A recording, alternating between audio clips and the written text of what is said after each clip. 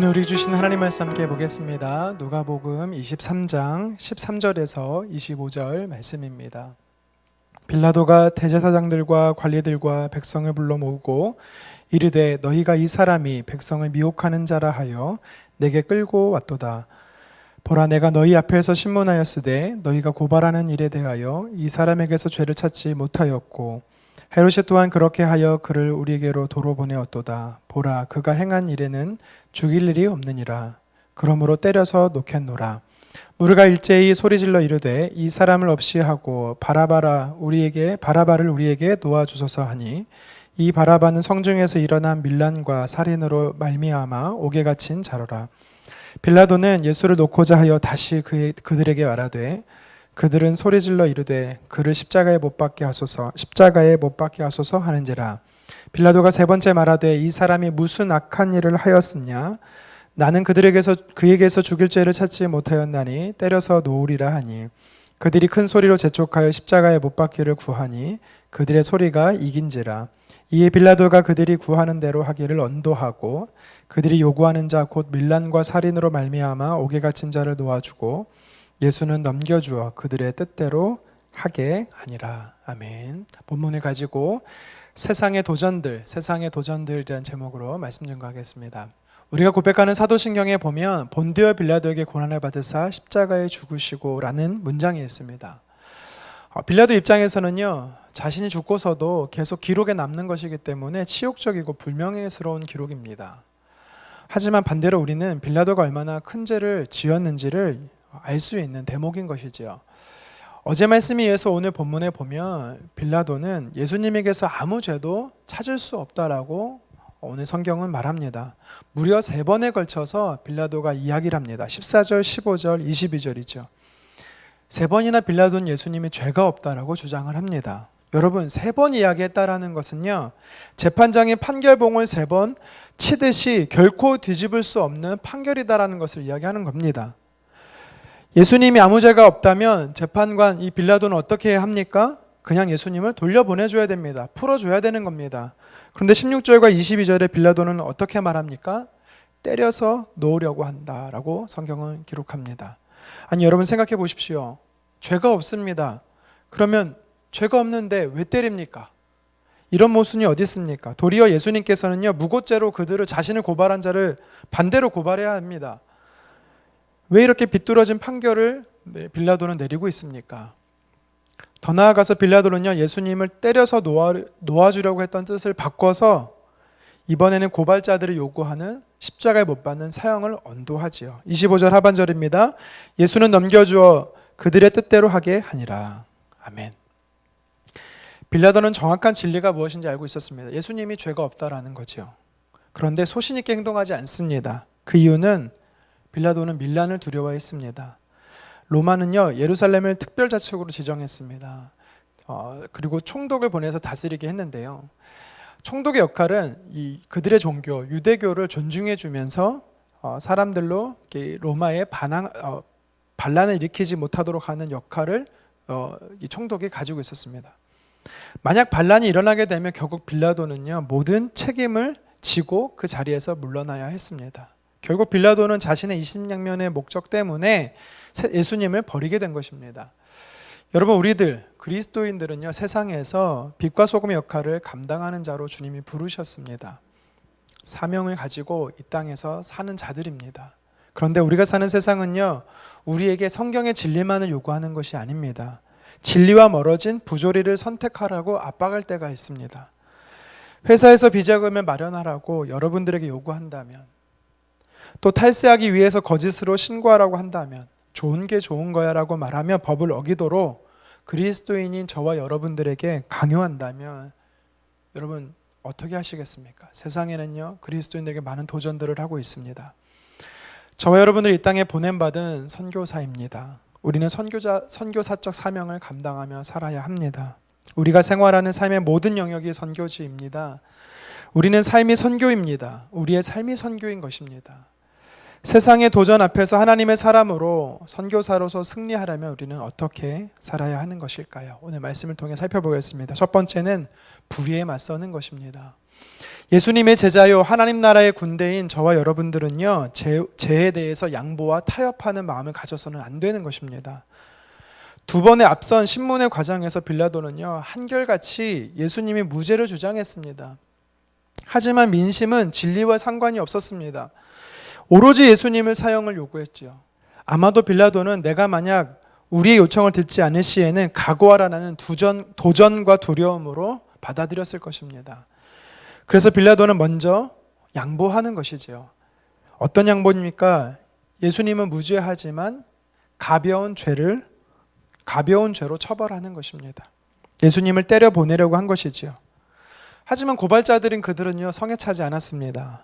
양보로 되지 않았다라는 거지요. 결국 빌라도는 그들이 원하는 대로 판결이라는 타협을 하게 됩니다. 이처럼 우리가 사는 세상은요 죄에 대해서 양보해라, 죄에 대해서 타협하라라고 우리를 강요합니다. 창세기 3장에 아담과 하와를 유혹했던 사단을 보십시오.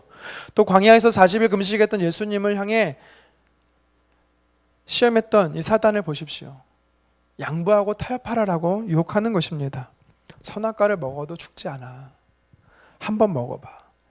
예수님 40일 정도 금식했으면 돌을 떡이 되게 만드셔도 괜찮으세요. 누구나 다 하는 거야. 나도 하는데 어때? 뭘 그런 걸 가지고 까탈스럽게 그래? 지금이 어느 시대인데 그렇게 안 해도 돼. 진리에서 한 발 물러서는 것은 괜찮다고 세상은요 우리에게 요청하고 있습니다. 여러분, 이런 도전들이 우리에게 오면 어떻게 하십니까?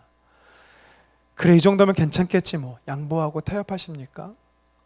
아닙니다. 우리가 빌라도의 모습처럼 적당선 안에서 양보하고 타협하는 것은요 결코 올바른 해결책이 될 수 없습니다. 도리어 죄의 포로가 되어 끌려가게 되는 것입니다. 물과 구름이 섞일 수 없듯이 옳은 것은 죄와 적정선에서 양보와 타협은 결코 있을 수 없는 것입니다. 서로 섞일 수 없다라는 것입니다. 우리가 어떻게 세상의 도전 앞에 승리할 수 있습니까? 그것은 불의를 타협하지 않는 것입니다. 옳지 않은 방법과 시도를 단호히 거절하는 것입니다. 배척하는 것입니다. 비록 내게 손해가 있다 할지라도.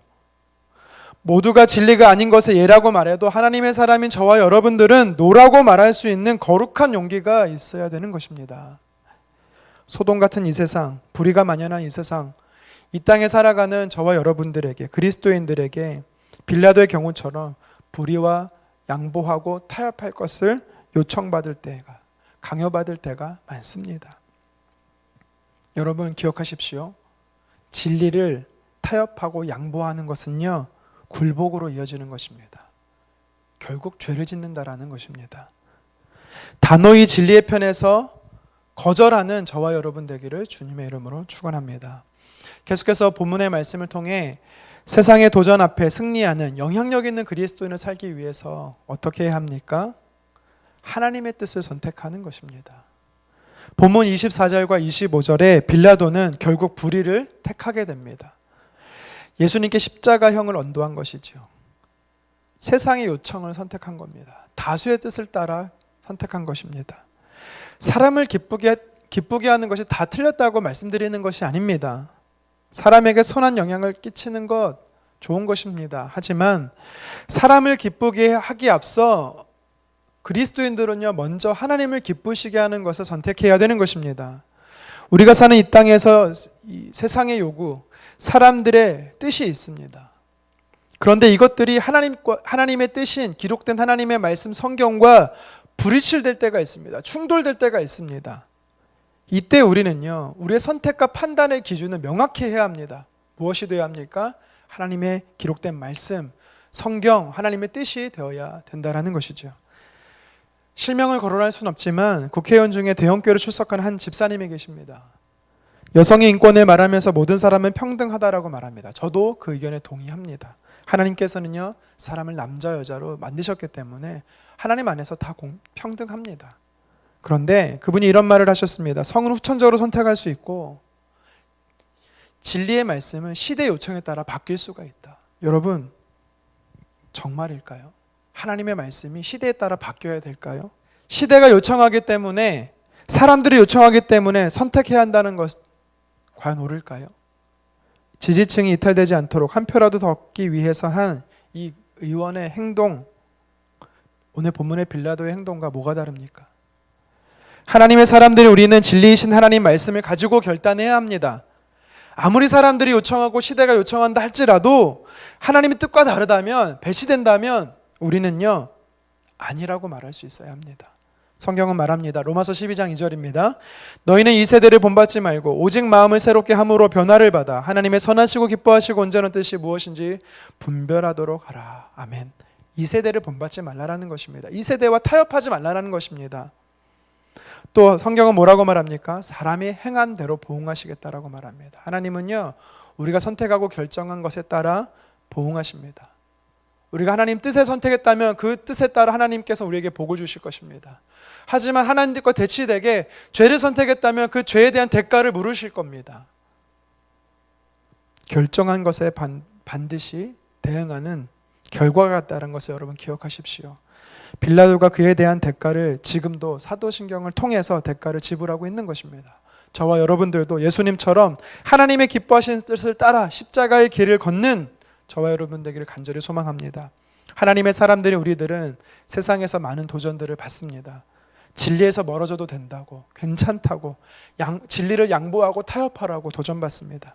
또 그러한 선택을 하라라고 강요받습니다.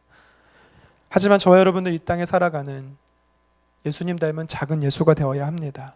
그래서 불의를 택하지 않고 하나님의 뜻을 따라 살아가기를 간절히 소망합니다. 불의를 맞서서 오늘도 나를 향하신, 세상을 향하신 기록된 하나님의 말씀을 선택의 기준으로 삼고 살아가기를 간절히 원합니다. 그래서 흐르는 강물을 거슬러 오르는 물고기처럼 세상의 흐름에 말씀으로 역류하는 영향력 있고 하나님 기뻐하시는 저와 여러분 되기를 주님의 이름으로 축원합니다.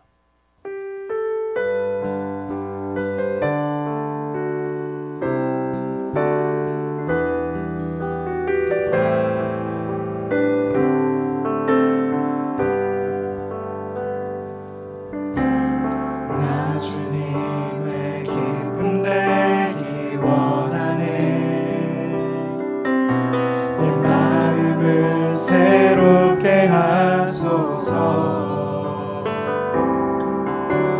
새 부대가 되게 하여 주사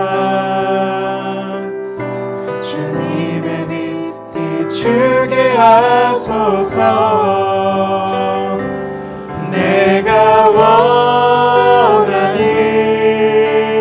한 가지 주님의 기쁨이 되는 것.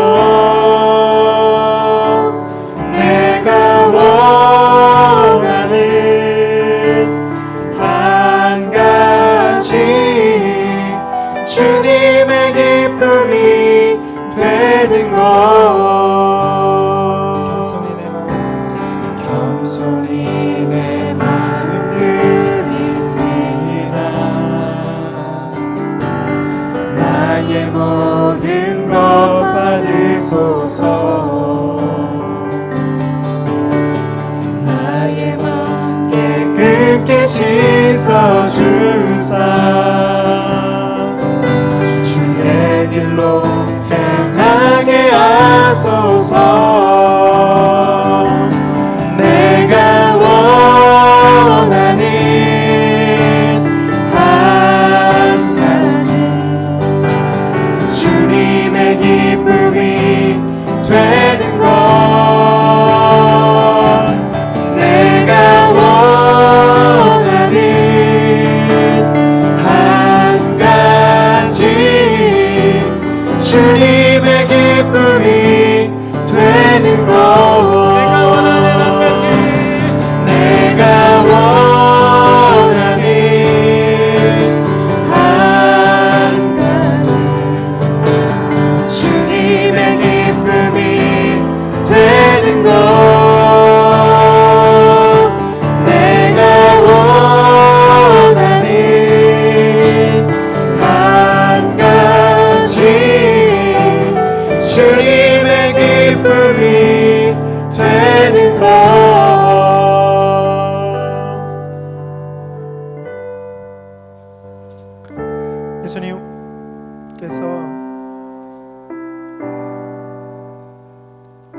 십자가의 길을 가며 많은 신문을 받으셨습니다. 그런데 빌라도와 헤롯 분봉왕도 또 다른 종교 지도자들도 옳은 것을 선택하는 것이 아니라, 진리를 선택하는 것이 아니라 여론을 선택하고 또 민심을 선택하고 옳지 않은 것을 결정하는 모습을 보게 됩니다. 그리스도인을 사는 우리에게도 세상에 많은 도전들이 있습니다. 진리를 따라 살지 않아도 된다고, 양보해도 되고 타협해도 된다고, 하나님의 사람으로서 오늘을 살아감에 있어 진리의 말씀을 선택하는 자들 되게 도와주시옵소서. 마지막에 사형을 언도하는 이 모습을 보면서